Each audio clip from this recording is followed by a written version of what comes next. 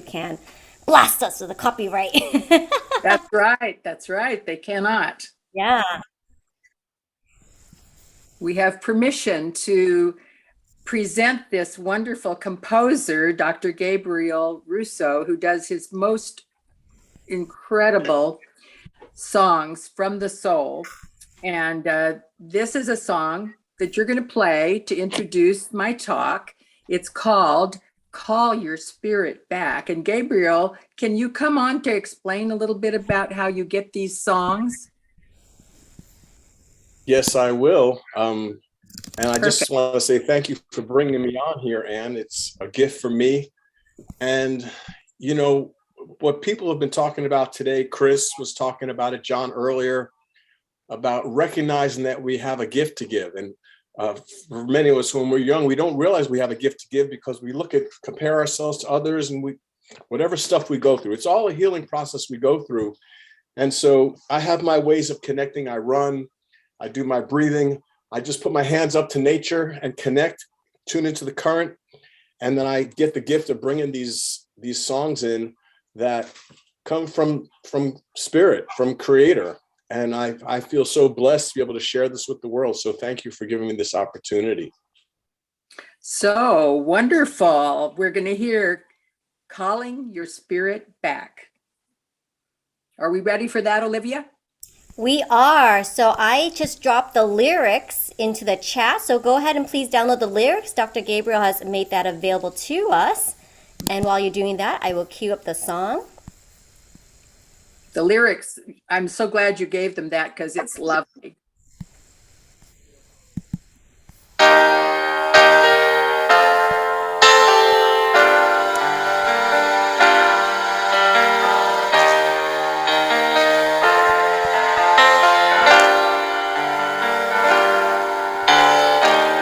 There's a call to your remembering, to sing your song and call your spirit back, to sing your song and call your spirit back. We have a song to sing. Will you hear us? And can you feel us? We're right here to reveal the eye of your soul, to reveal the eye of your soul.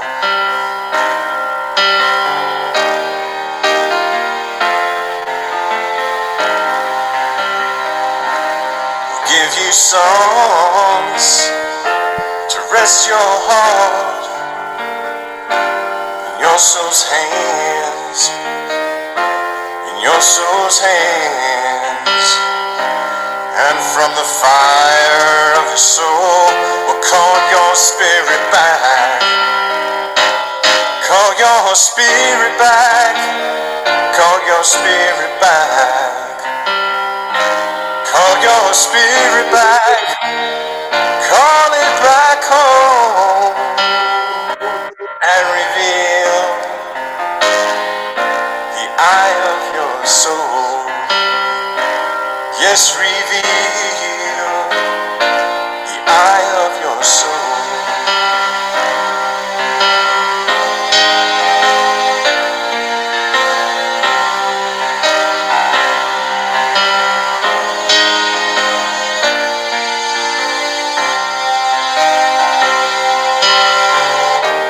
Traveling through dimensions of your rhyme, losing track of time. Just let it go.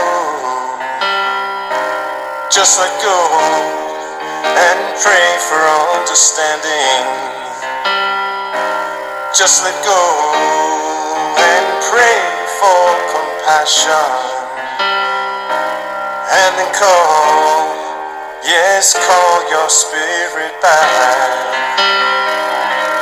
'Cause if you don't know what to think, and you don't know what to say, and you don't know what to do, and you don't know where to go, call your spirit back. Call your spirit back. Call your spirit back. Call your spirit back. Call it back home and reveal the eye of your soul. Yes, reveal the eye of your soul.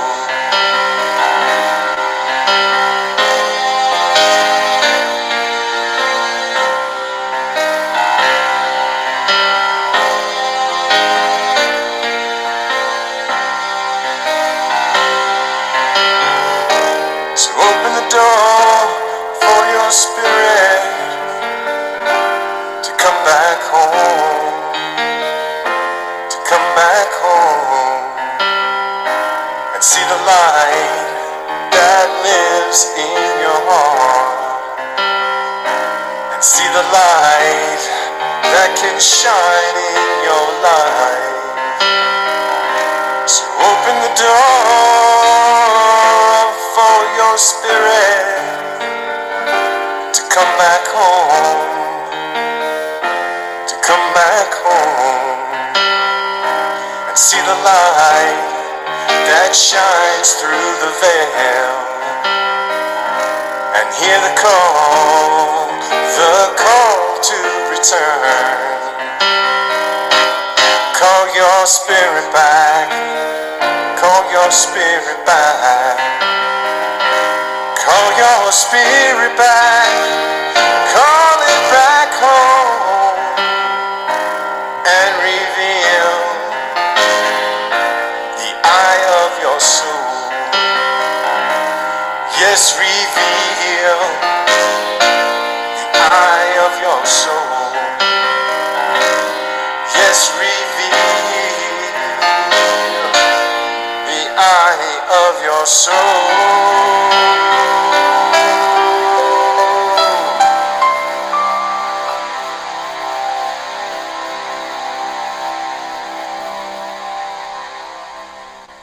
Now, I want to say that not only did Dr. Russo write that song, he also performed it, sang it, did the piano, everything is his. So it is a truly original piece. And it goes so well with the talk that I'm going to give about healing trauma to soothe the soul. So I can't even imagine what could have been more perfect to start this little session out with. Thank you, Dr. Russo. Gabriel. Okay. Thank you. Yeah. I mean, give a thumbs up if you like that. You know, that was just an incredible piece. Thank you so much. So, Olivia, do you have anything you want to do before I start? Yes, actually, Dr. Ann, I want to Oh. introduce you. Steve, yes. And Gabriel, that was truly a beautiful song. I know that all of us were really touched by, one, the beauty of the song, and also just the gifts, the talents that enabled you to be able to create that. Which brings Thank you, us I'm to, honored. I'm sorry? I said, thank you, I'm honored. It is truly an honor and a delight to have you with us. Thank you so much. So good to be here with a like-minded community. Yes, thank you so much. So that brings us to Dr. Ann. And Dr. Ann is a licensed clinical psychologist with a specialty in neuroscience. She is a professor emerita at Sacramento City College and the author of I can speak. Ask Dr. Ann about basic skills and learning, containing wisdom from her National Literacy Coalition column for parents, teachers, tutors, and homeschoolers. Please welcome Dr. Ann with a very warm Sing Your Heart Song Summit welcome with her speech, Transforming Trauma, Creating Inner Harmony. Over to you, Dr. Ann. Thank you so much, so much. Yeah, this little first book, we kind of put it out again under this. Is it backwards just to me? No, okay. It's right this way. It's fine. It's correct. It's correct for you. Oh, good. Well, we revised a little bit of it, but we realized that the homeschoolers are so prevalent now that really they needed some guidance. People are at home with kids. Grandmas are at home with kids. People are struggling with tips that they need to help their children and grandchildren at home. So we just put it out again. It has the same good stuff in it as it did when I first put it out. But this brings me to the importance of dealing with changes. My whole purpose in life is to assist myself and others to access more joy, more healing in order to thrive in a changing world. Anybody noticed how much change is around? Yeah, I think so. We're all talking about climate change, disaster, pandemic, economy, job changes. Half of the people are at home that never were working at home. We don't go out, or if we do, we're wearing a mask, or maybe not. There's a challenge between fear and faith. There's a challenge if you look at politics and the media. There are lots of problems with isolation, which is not good for people. That's why I'm so happy to be here with this wonderful group of people, because we are all singing our heart song.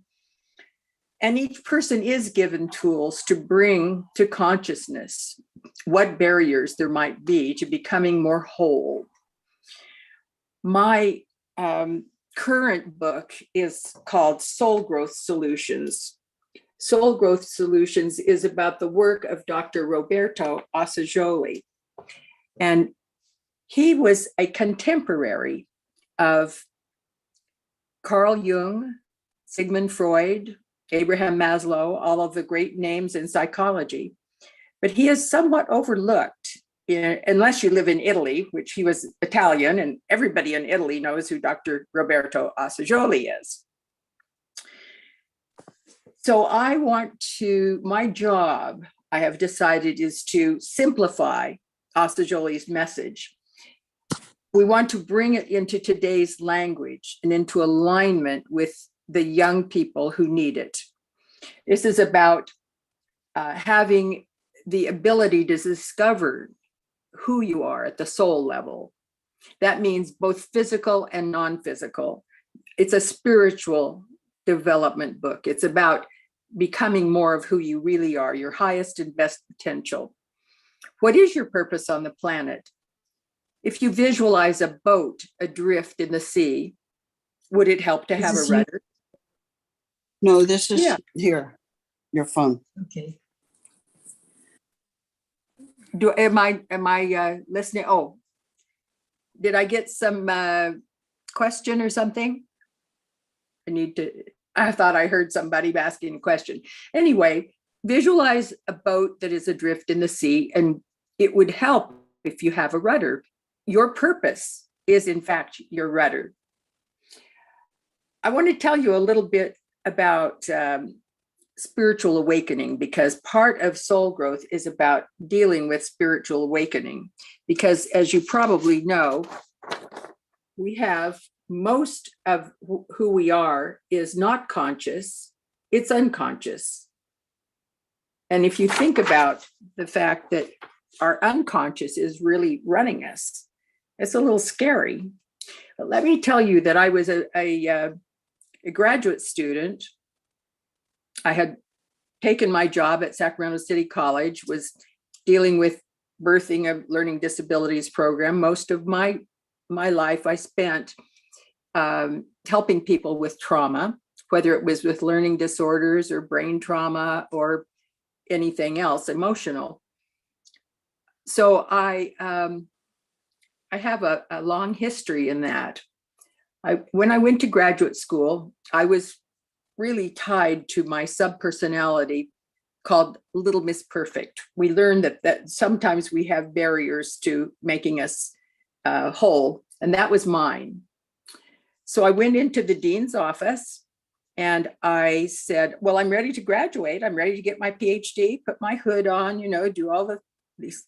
Dean said, no, you're not ready. I said, what? A little bit of a spiritual rude awakening. So I sat down and I said, well, what do I need to do? I have all my units. I have all my classes. He said, well, wait, you haven't done your 60 hours of personal growth. And I said, oh, I haven't? What have I been doing? I thought I was growing. So in order to graduate from Rosebridge Graduate School of Integrative Psychology, they said, no, you have to do your own work. That makes sense. It made sense to me when he said it, but I hadn't done it. So I spent the next year learning about Dr. Assagioli and his wonderful, wonderful,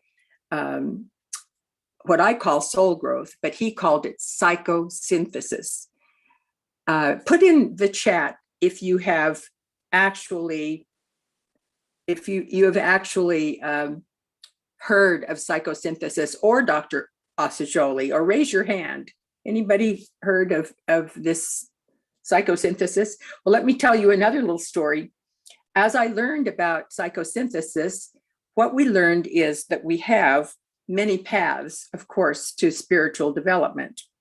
I have a wonderful picture I'm going to put in the book of El Capitan. And that shows about 77 paths that so far have been found to make it up El Capitan. El Capitan is a pretty awesome piece of granite to climb. And if you do it, you've done something. But that's the way it is in spiritual growth. There are many, many paths to take, and your gift is important to the world, and everybody is important.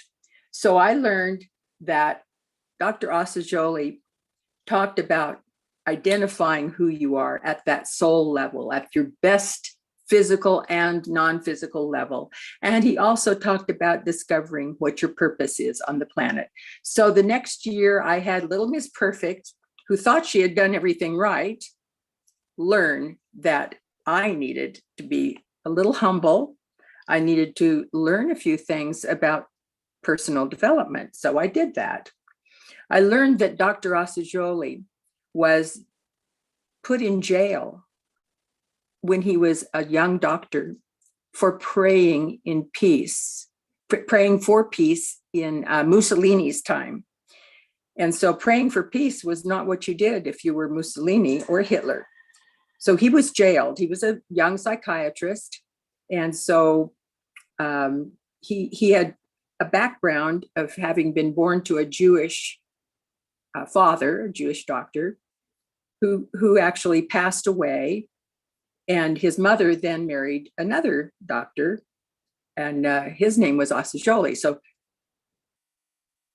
Assagioli had a Jewish background, and this was found out. So not only did he pray for peace, and he sort of broke the law, but he was also Jewish. Somehow, though, he was released after 27 days. He found out what it was like to have freedom in jail. He said, I can choose my attitude. I can choose how I deal with this. I can't choose the fact that I'm in jail or not, but I can choose how I deal with it. He learned to tell time without a clock. He learned to subsist on soup and bread. His wife was sending him funds so that he would have a better bed or better meals, things like that. But they were impounding his funds, so he couldn't get, the privileges he was supposed to get as a physician. Finally, after 27 days of isolation, he decided he would put his fine mind to work, and he came up with the entire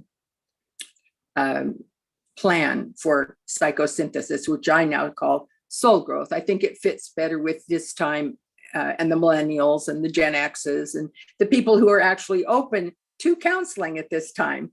The boomers are not so open to counseling, but the Gen X and the millennials actually are quite open to it.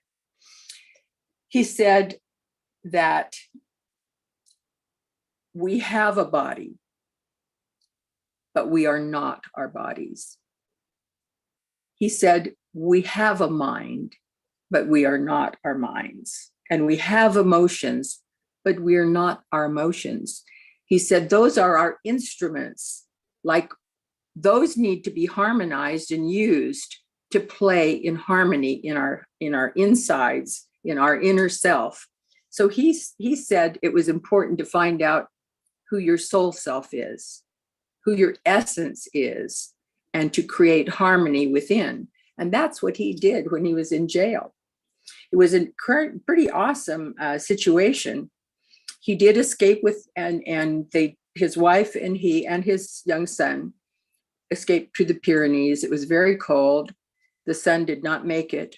But in the process of all of this strife and trauma, he came up with psychosynthesis, which is how to heal from unmet childhood needs.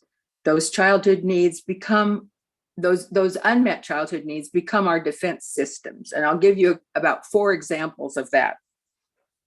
The first example was talked about earlier in our Heart Song Summit by the person who talked about the critic. We all, in fact, have a subpersonality that is born out of being criticized by our parents. Our last speaker talked about that, how oftentimes it's the father that's most critical, but it doesn't have to be. Sometimes it's the mother. So your parents are usually the models of being a critic in your life. He said your job as a person with a higher purpose is to transform, because like Einstein says, you can't get rid of anything. Energy does not disappear. So those inner energies, those inner child energies of the critic can be transformed to become your best coach. And as an adult soulful self, that is part of the job, is transforming the parts of you that may be giving you some difficulty. Another commonly experienced subpersonality born out of unmet childhood needs is that one that says, you're not enough. We've talked about that in this summit too. You're not enough. You're not good enough. You can't do it. What makes you think you're so smart? You know, we all have that voice. That's called the saboteur subpersonality. The saboteur has a chance with our highest self and our spiritual mind, not our intellect so much, not our emotions so much, and not our bodies so much, but we have the ability to spiritually heal the saboteur by becoming a better collaborator, transform the saboteur into someone who doesn't know everything. The last speaker talked about that. We don't know everything. We can ask for help. We can be wrong. Though that's extremely important to help the saboteur who says we're not enough. Well, go find out what enough is. If you want more, go find it.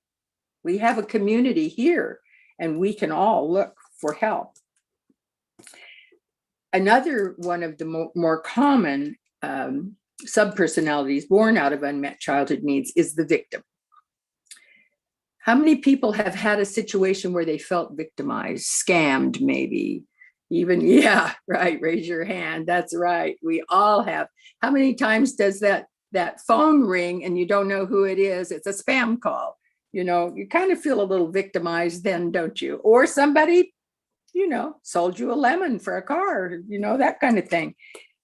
It's very important, though, to transform the victim to an empowered survivor.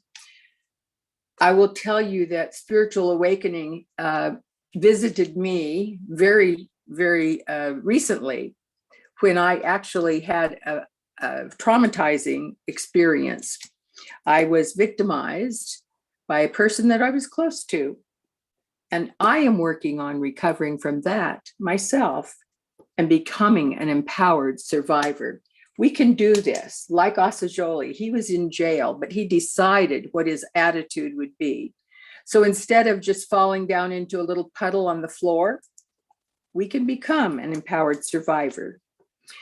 And then how about those people who decide that in their childhood, unmet childhood needs, they become a rebel? We all saw on January 6th, a few rebels, didn't we? Remember those costumes? Remember those people who said, I'm going to fight for what I think is right? Well, and we do. We fight for what we think is right. However, in the best of all worlds, the rebel can become a better negotiator. And that is the job of our rebel subpersonality. We all have a rebel in us, by the way. I mean, it's as young as 2 when you say your first, no, I'm not going to do that to your mom or dad. That's your rebel. And it's a healthy thing to have as long as we grow up to become better negotiators and we don't shoot ourselves in the foot. Pardon that pun. That's not really a great one, is it? So actually, we have instruments of experience. We have instruments of perception. We have instruments of action, and that is our body and our mind and our emotions.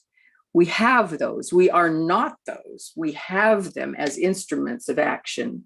We have a center of consciousness that guides what Martha Crampton called vehicles. You can think of instruments singing together inside yourself, subpersonalities that seem to be sometimes not working with us, but as it's part of spiritual development to become more whole and more cognizant from a conscious perspective, from a higher perspective, the hidden observer, the wisest self, to see, is this helping me or is this hindering me? And we all have to do it. It's part of Assagioli's plan. And in the Soul Growth Solutions book, we are going to have a lot of exercises. We do have a lot of exercises that help you become more whole, because we have to ask the question, who am I? We probably have about 6 or 7 subpersonalities at any one time that are interfering with our being as the best we can be. Now, again, not important to be perfect. I thought I was all done with my PhD when they told me, whoops, you got one more job to do. I was raising 3 kids by myself. I was putting food on the table, and they say, you got to spend another year getting 60 hours of personal growth. I'm telling you, that was a challenge for me at the time as a single parent. So I just said, okay, let me see what I need to do. I'll put one foot in front of the other, like I always do, and I will learn. It was the best thing that happened to me, because I never would have known about Assagioli. I never would have known what is my life work now. I never would have known Dr. Edith Schafer, who sat at Dr. Assagioli's feet, learning from him, brought it over to the United States from Italy. She went over there as a young woman. She was the counselor in Pasadena at the Pasadena Counseling Center. And I'm telling you, here she was, this white-haired woman from Oklahoma. And I'm telling you, my judgment came right on out. I said, really? This is who's going to teach me about personal growth? She was amazing. She wrote Unconditional Love and Forgiveness, and it's published in 27 languages. This woman was a mentor par excellence, I'll tell you. Another person that wrote about the critic becoming the coach is Jack Canfield. Anybody ever heard of Jack Canfield? Raise your hand. Yeah. Well, I had the very fortunate opportunity to work with him last November in a mastermind group. And he's awesome. But the first thing he said to me was, oh, I know about psychosynthesis. I thought I was going to, share something wonderful with him. He said, no, I learned from Martha Crampton. Matter of fact, I taught Martha Crampton. She's one of the big names in the field. And I sold one of the big people in the field my center. He knew all about it. Wow. That was humbling, but it's also very, very encouraging because I didn't have to explain what I was doing in my life's work. He knew already. So we do have, we have something about trauma and healing that's important to understand. The talk is about healing trauma to soothe the soul, and that is actually what psychosynthesis or soul growth does. Recently, the Center for Disease Control, CDC, and Kaiser both came out with these amazing studies about adverse childhood experiences having a very profound effect on adult health. They talked about how psychological stress impairs the developing brain. Well, Assagioli knew that way long ago in the early 1900s. And he also knew that without a developing brain being intact, you could not have a secure attachment. This is also, attachment is very important to growth, to soul growth. You can have secure attachment, you can have anxious attachment, or you can have avoidant attachment. And you can see these in people as they grow into healthy bodies or not healthy bodies. Maltreatment, in fact, as a child, impairs stress resilience, mood regulation, and impulse control. Those are very, very important pieces of adult development. And if it's not there, as Dr. Pizzoli said in his report about the Kaiser Permanente study of 17,000 patients, he said, trauma is the real terrorist in America. Terror is intense fear, and it also comes out in heart disease, cancer. They can make a direct link between adverse childhood experiences and adult diabetes, or many different actual physical problems. And the CDC indicates that we are really triggering how many people have heard of the vagus nerve? Anybody heard? Vagus nerve is really very important in your body because it is responsible for fight or flight or fainting or freezing. Those are all things the vagus nerve is important to know about. The vagus nerve keeps you safe. That's its job. It's about surviving. If you don't have your vagus nerve on duty, you have a less of a chance of surviving. It's supposed to check it out, check the environment out for safety. When women were checked to have, when they were checked for cancer, it was found that they were 2 times more likely to experience domestic violence than have cancer. We are also now told by the CDC that more women are killed by male partners or family members than all Americans who were killed in 9/11, Iraq, and Afghanistan wars. These are terror situations that are current in our society right now.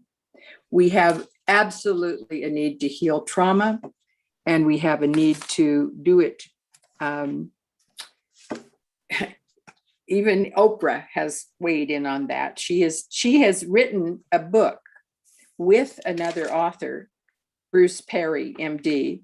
Oprah Winfrey wrote the book called What Happened to You. Medical doctors are not asking what happened to you in your childhood. And because of that, medicine is failing to recognize adverse childhood experiences are so important to the emotional, physical, mental, and healthy body growth. of our society. It's not a very popular subject, but unless we heal it, we are going to have more terror. We are going to have more violence, and we have to pay attention to that in our current situation, our current world. We need more things like heart song, singing your heart song. We need more people that are like all the people that showed up today to either listen in or to participate. Every one of the speakers that I heard had a fabulous, positive message. And I think that using the map and the vehicles that Asajoli identified very early on will help all of us regulate things like the vagus nerve, to regulate digestion, heart rate, respiratory rate. And by the way, the laughter, Olivia, and the other, who is the other laughter guru? Is it Irma? Kathy. Kathy and Irma's in training, but yeah, Kathy Nesbitt. okay. Well, it turns out that the way to get the vagus nerve to calm down when it's in fight or flight is to breathe slowly or deeply and deeply, exhale longer than you inhale. You also can regulate it by laughing. That's a really good way to, or the other way to do it is to get your cold compress on your face. That will bring the vagus nerve back into, it'll calm it down, because calming ourselves, we should have just put cold compresses on everybody on January 6th. I keep thinking about that because it was for me, it was a traumatic situation to see all of that happening. So we want people to pay attention to what's not right, what's wrong, but let's also pay attention to what's healing.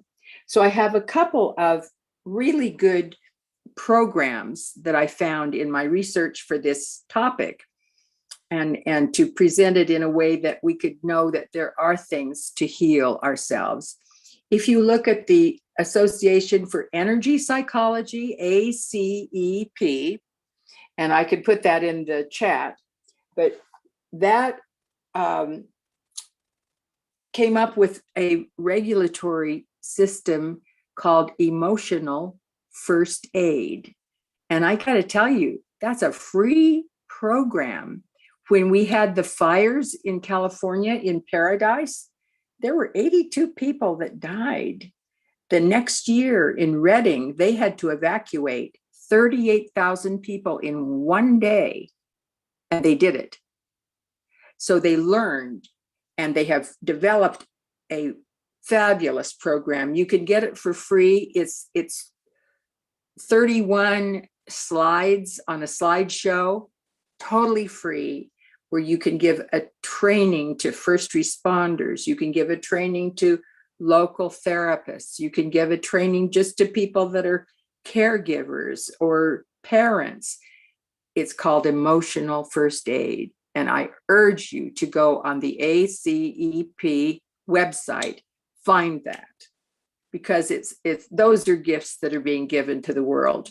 A second program that I found, which actually came out of the old Father Flanagan people in the Boys Town, those people reconstituted themselves and became up with a boys to men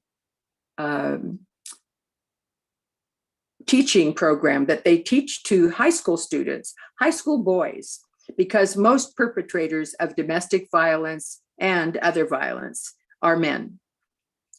And so they said, we'll teach the athletes in the high schools. This started in San Diego, but it's now in 21 cities worldwide, Canada, Europe, South Africa, but it began in San Diego. So this program, Boys to Men, is extremely positive, and they're teaching the athletes who are normally looked up to anyway in a high school. These young men are teaching good conduct, appropriate conduct, sensitivity and caring, and how to sing your heart song in high school if you're a man, if you're growing into a man.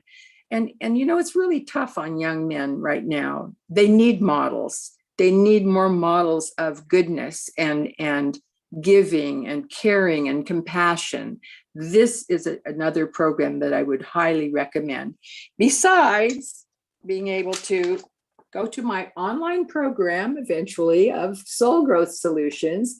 We're coming out with that in September. It will be an online teaching program, and you will be able to learn about Asa Jolie's whole map of how to spiritually grow and have your 60 hours of personal development. So I will encourage you to tune back in. And by the way, I'm always looking for good questions and good things that that people want to hear about as I put things out. And if you have a question for Dr. Ann in the next Ask Dr. Ann, we will be happy to have that question too. Something you want to know about either emotional, spiritual development, or basic skills and learning. What's impacting you now in our current situation? Because the United States is not really good about dealing with our isolation. It's not. Even in Europe now, they measured how many times people touch.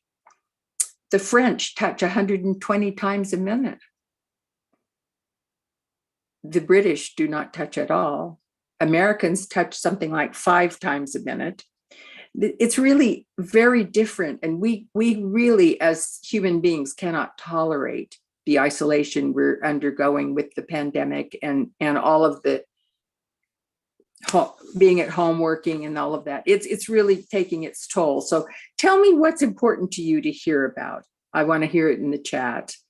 So Dr. Ann, if I can maybe ask those who have put up, they've raised their hands and they've also had questions in the chat.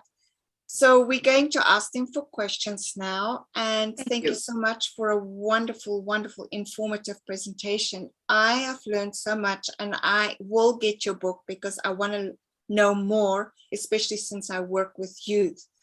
But the first one who's raised their virtual hand was Mercedes. Mercedes, would you like to pose your question? No, I was just responding to recognizing some things Anne was saying, but no, I'm loving what's going on and just continue to listen.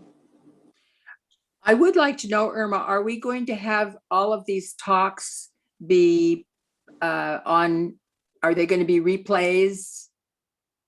Yes, ma'am. We are going to have every speaker's talk on YouTube, and Olivia already posted the link in the chat, and she will also send out emails. So we will be able to have everyone watch the replays. So then my next hand raiser was Lada. Lada, did you have a question?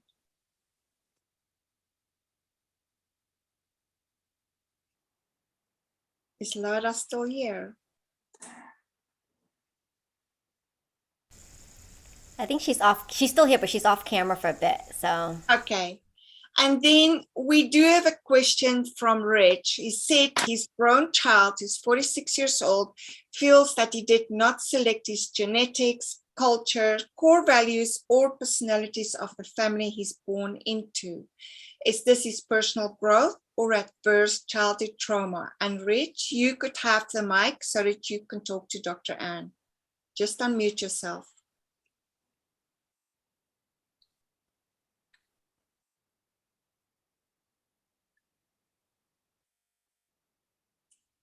Yeah, Rich, I'd love to hear your question.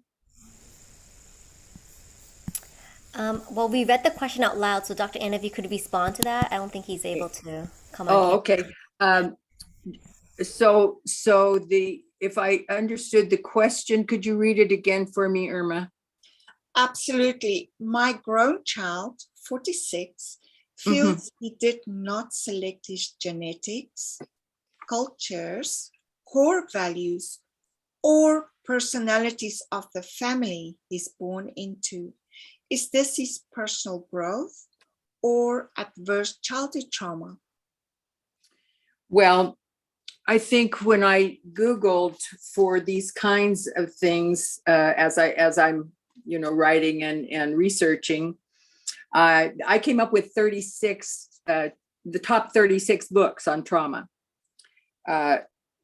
What Bessel van der Kolk would say is the body keeps the score. And we are not asking, in the medical community is not asking what happened. That's why Oprah wrote the book, What Happened? What happened to you? The medical community is not asking. We need conversations in trauma, resilience, and healing. And we don't know. I would, of course, not be able to guess whether the genetics, culture, and values is his personal growth, spiritual growth, or whether there is something in the childhood trauma that area, because we have, many things happen that are never talked about. So thank you. I hope that helps Rich so that he can perhaps talk to you offline, contact you, and learn some more. Well, there's certainly. I think we're going to have a couple of giveaways of a consultation with Dr. Ann anyway. So if somebody wants to, somebody will be winning a couple of those. That's great. Now, the next comment that was made, and I think John Newman would like you to just perhaps comment on that, is the CDC causes trauma. How ironic to quote their adverse childhood experience content. John, the stage is yours if you wanted to expand on that. They talk about it, they don't cause it. Oh, are you talking about they're causing trauma rather than just writing about it? Okay, let me hear about that. Let me hear about that. John, are you around? You want to unmute?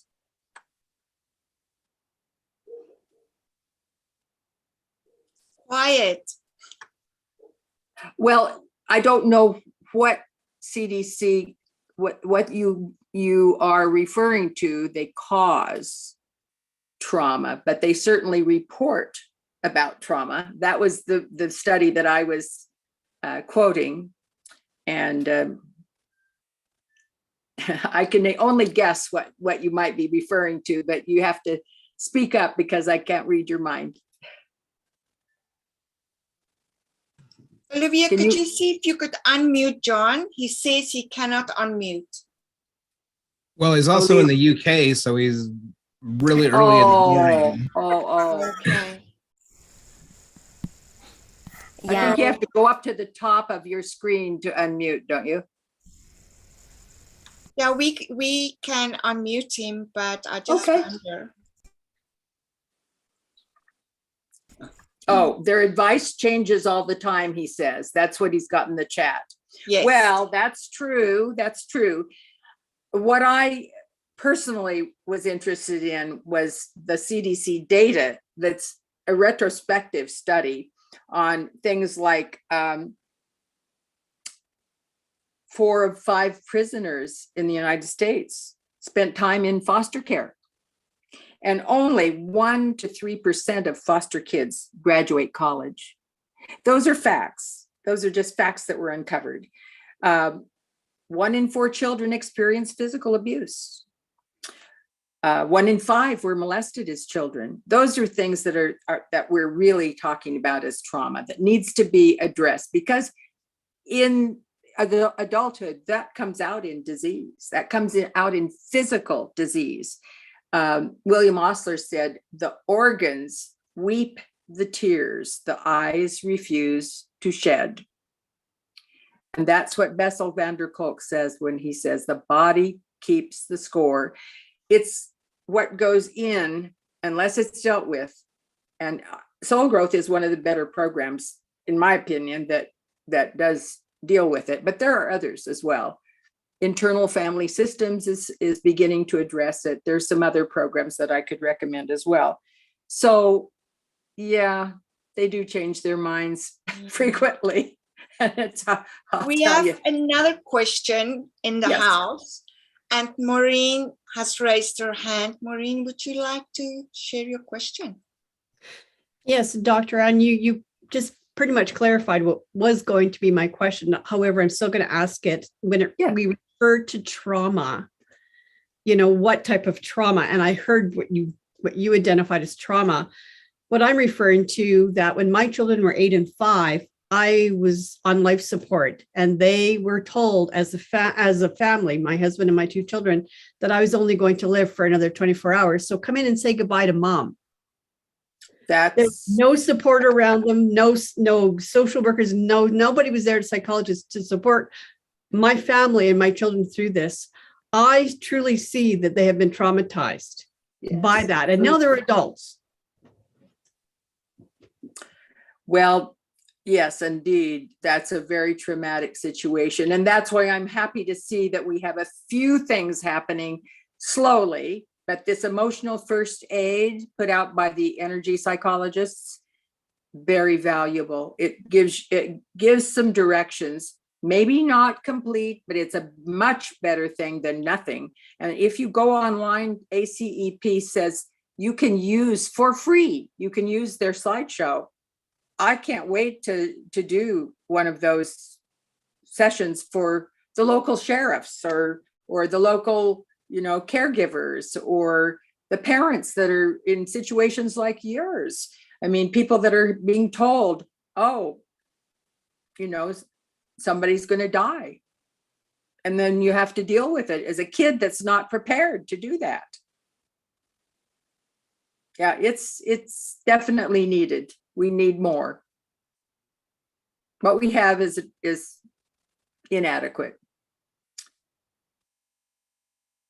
At least we can start asking what happens to kids. I mean, we can start asking. That's, again, what Oprah and this Dr. Perry did in this book. What happened to you? At least ask. We haven't even been asking. We just say, here, you got heart disease, take a pill. You got high blood pressure, take a pill. That's what we've been doing, and it's very inadequate. We are not tying in the whole person, the body, the mind, the emotions, the spirit. We're not putting the whole person in place, and that's what has to happen, of course. I 100% agree. I'm a true advocate that our emotions cause dis-ease. Yes. And, and I see that with my children.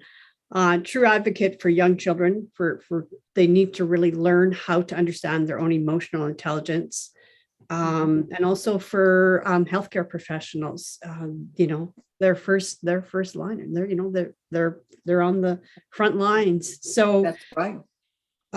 Yes, truly. Have you heard of heart math?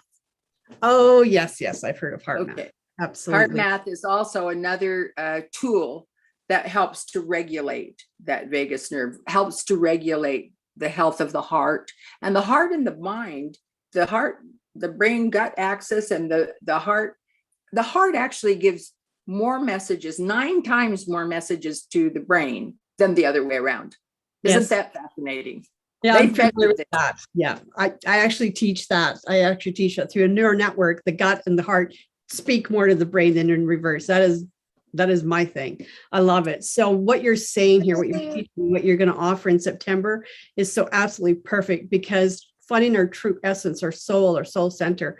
I've been on that path for 23 years since I had my near-death experience. So that is a true awakening. I don't want people to have that true awakening. I want people to find it before they get there. Well, I'll tell you, everybody's spiritual awakening is profound for them. It doesn't have to be that, but that was a profound one. I also recently had a very profound situation that I wasn't expecting, and it was life-threatening. So I do know that it shook me up, scared the shit out of me, frankly. Oops, shouldn't say that, huh? Scared the hell out of me. Well, that would be good to get out of me. It was frightening, and my vagus nerve went crazy. Mm-hmm. And I've had to now go back to, it was way worse than just being told you didn't have your 60 hours of personal growth. It was really a life-threatening situation. And it is truly a call to action for me as a healer, because if you don't heal yourself, don't be in the business of healing. You know that, Maureen. Yes, absolutely. We are beginning to run out of time, Dr. Ann. I have one more question.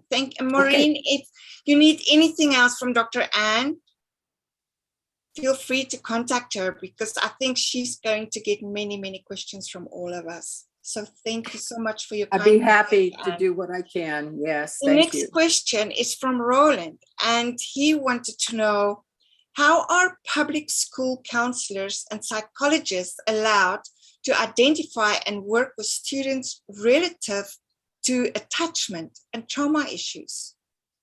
Do you know? Well, actually, I think that the school counselors they're not empowered to the extent that they need to be empowered.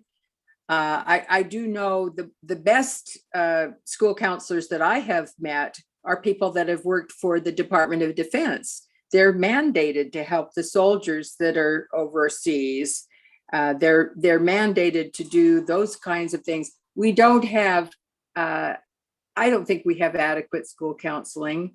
Again, that would be something to work toward. Again, I'd like to see the emotional first aid, just that little 31 slideshow, 31, believe me, it is well done. It's one of the best things I've seen. If we do a little more of those kinds of things with parents, with grandparents, with school counselors can run those programs. It's free. So we're beginning to have some good programs, but it's inadequate. It's still inadequate. Does that? Yes. I wish I had Exactly. more good news, but we're working on it. We have another hand up, Dr. Ann. Jan, you will be our last question for the evening, and then we're going to spin the wheel of names. Go ahead. And first, I want to say Dr. Schafer, who's also a dear friend. Yes, thank you, Jan.